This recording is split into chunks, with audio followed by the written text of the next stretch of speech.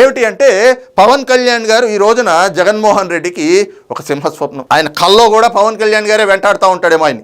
OG సినిమాకి ticket 1000 రూపాయలు చేశారు. దాన్ని ఏదో రకంగా ప్రభుత్వం పైన బురద జల్లాలి, అందుకని చెప్పి రైతులకేమో రేట్లు ఇంత తక్కువకు పడిపోతే వీళ్ళు మాత్రం సినిమా టికెట్లు పెంచుకుంటా ఉన్నారు అని చెప్పి పవన్ కళ్యాణ్ గారి పైన పడి ఏడవటం. ఉల్లిపాయ కూడా కాదు, ఉల్లిపోయ వీళ్ళ తెలుగు తగలయ్య. అసెంబ్లీలో పవన్ కళ్యాణ్ గారు ఉప ముఖ్యమంత్రిగా ఉన్నారు.